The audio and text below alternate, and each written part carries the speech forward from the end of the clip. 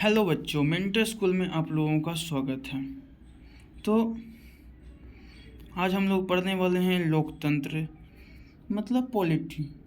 Polity में आप लोगों को चैप्टर फर्स्ट में पढ़ना है लोकतंत्र का क्रमिक विकास। क्लास 9th का पॉलिटी का फर्स्ट चैप्टर है लोकतंत्र का क्रमिक विकास।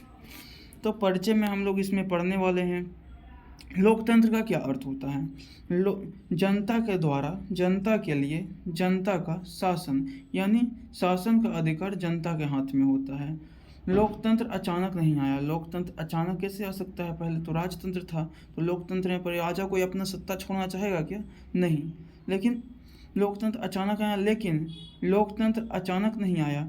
यह लंबे समय धीरे धीरे विकसित हुआ क्रमिक विकास है। मतलब एक बार लगा राजा को, राजा तुम हटो अब जनता राज करेगा, ऐसा थोड़ी होता है। नहीं, ऐसा नहीं हुआ। बहुत धीरे धीरे इसका विकास हुआ, तब जाकर लोकतंत्र आया। तो लोकतंत्र के विकास के प्रमुख का चरण कौन कौन से स्टेज हैं उनके बारे में हम लोग पढ़ेंगे। तो प्राचीन लोकतंत्र एशियन डेमोक्रेसी। लोकतंत्र की शुरुआत यूनान, मतलब जिसको इंग्लिश में ग्रीक कहते हैं, में हुई। एंथ्रेस नगर, कौन नगर? एंथ्रेस नगर में हुआ। नागरिक सीधे शासन में भाग लेते थे, समझे। इसके बाद ये तो सेम पीडीएफ लगता है। उसके बाद है, नहीं वही पीडीएफ है। एंथ्रेस नगर नागरिक में सीधे शासन भाग लेते हैं। यह प्रत्यक्ष लोकतंत्र डायरेक्ट डेमोक्रेसी था, लेकिन केवल कुछ नागरिकों को हो ही अधिकार था। महिलाएं, दास और गरीब वंचित थे। मतलब मेन जो आदमी था, बहुत बड़े बड़े, उनका ही अधिकार था, छोटे लोग उसमें वंचित थे। मध्यकालीन शासन व्यवस्था, मिडाइवल पीरियड्स। इस पीरियड में क्या हुआ था? तो मध्यकालीन शासन व्यवस्था में मध्य युग में राजाओं का पूर्ण शासन था। राजा अपनी इच्छा से शासन करते थे, जनता का कोई अधिकार नहीं था। इस समय धर्म गुरुओं और समानताओं का प्रभाव था। मतलब धर्म गुरु जो कहेंगे वही होगा। ब्रिटेन में लोकतंत्र का विकास। ब्रिटेन में लोकतंत्र का विकास कैसे हुआ? जो उसको हम लोग भी इंग्लैंड कहते हैं। मैग्ना कार्टल 1275, ये क्या चीज़ है? इसको हम अगले स्लाइड में पढ़ते हैं। तो इंग्लैंड के राजा जॉन की प्रजा ने यह दस्तावेज साझा करने पर मजबूर किया। इससे राजा की शक्ति सीमित हुई और कानून शासन स्थापित हुआ। यह लोकतंत्र की नींव थी, समझे। यहाँ पर कोई था क्या? जॉन था, जो प्रजा के दस्तावेज साइन करने में मजबूर कर दिया, जिससे राजा के यहाँ पे शासन कम हुआ। यह लोकतंत्र का नींव यहाँ पे रखाया। गैलियस रिवेलस 1688 ईस्वी में राजा के निरंकुश सत्ता समाप्त हुई। इसके बाद संविधान के अनुसार शासन। संविधान कैसे बना? संविधान के अनुसार शासन, कॉन्स्टिट्यूशन मोनेस्ट्री शुरू हुआ। मतलब राजा का निरंकुश सत्ता समाप्त हुई, राजा का शासन, राजतंत्र समाप्त हुआ, और संविधान जो नियम लिखा गया उसके अनुसार शासन शुरू हुआ। बिल ऑफ राइट्स, मतलब क्या? अधिकार का हम लोगों को, जैसे हम लोग का कॉन्स्टिट्यूशन है ना, वही वहाँ पे बिल ऑफ राइट्स है। उसको 1689 में बनाया गया ब्रिटेन में। संसद की अधिक शक्ति दी गई। संसद में अधिक शक्ति हुआ। अब राजा को संसद की सलाह से शासन करना पड़ता था। मतलब ऐसा नहीं है कि राजा खत्म हो गया था, क्या राजा डायरेक्ट नहीं ना खत्म हो सकता। तो उसको एक संसद बनाया गया जिसमें शक्ति दिया गया कि यहाँ पे इससे शासन होगा। और राजा अगर कोई भी लेगा डिसीजन, तो वहाँ पे राजा को क्या बोलते हैं? राजा को संसद से पूछना पड़ेगा। अमेरिकी स्वतंत्रता संग्राम। अमेरिका स्वतंत्रता संग्राम के बारे में हम लोग पढ़े हैं। कहाँ पढ़े थे? हिस्ट्री में पढ़े थे। अमेरिका ने ब्रिटेन के खिलाफ स्वतंत्रता संग्राम लड़ा। स्वतंत्रता के बाद वहाँ लोकतांत्रिक गणराज्य डेमोक्रेटिक रिपब्लिक की स्थापना हुई।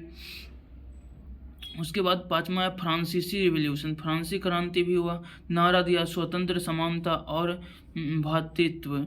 यहाँ पे नारा दिया गया फ्रांसीसी क्रांति में। ये 1779 में हुआ था। कितने में हुआ था? 1779 में।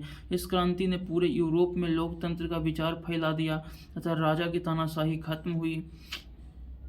यूरोप में इस प्रकार से खत्म हुआ।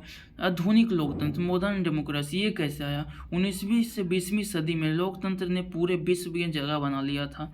देखो ना, धीरे धीरे हुआ। 100 साल, 150, 500 साल लग गए लगभग। महिलाओं को भी वोट देने का अधिकार मिल गया था 19वीं से 20वीं सदी में। महिला मताधिकार आंदोलन चला इसके लिए। अब अधिकांश देशों में जनता द्वारा चुनी गई सरकारें होती है।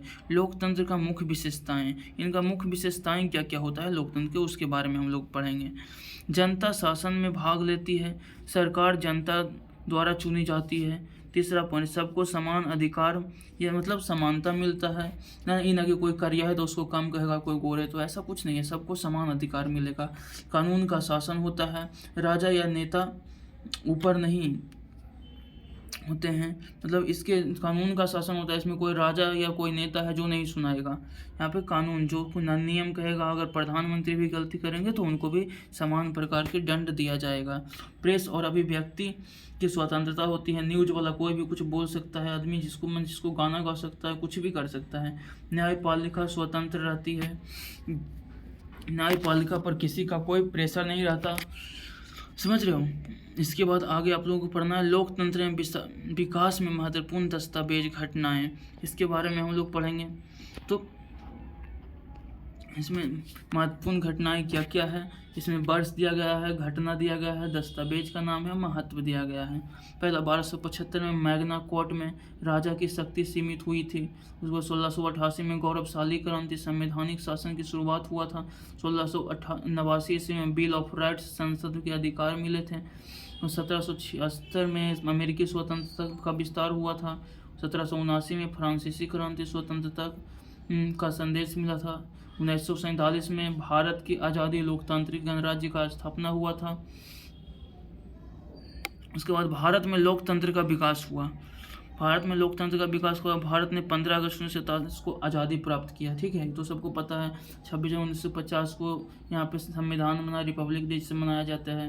उसके बाद भारत की संविधान दुनिया का सबसे बड़ा लोकतांत्रिक संविधान बना, समझ गए।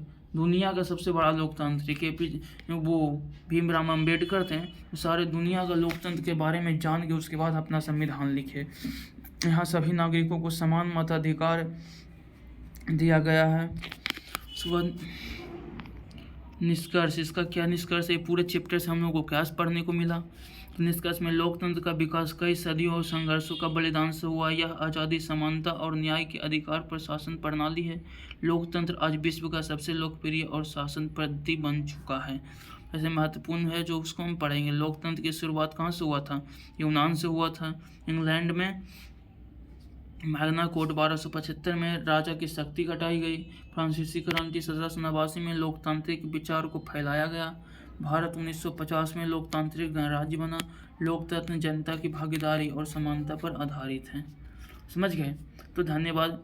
मेंटर स्कूल में आप लोगों का हमेशा स्वागत है। मेरा जो इंस्टीट्यूट वो चिकसौरा बाज़ार में स्थित है। दिन मैं शिषपाल कुमार। अगर यूट्यूब पर देख रहे हो तो इसको सब्सक्राइब कीजिएगा और लाइक कीजिएगा।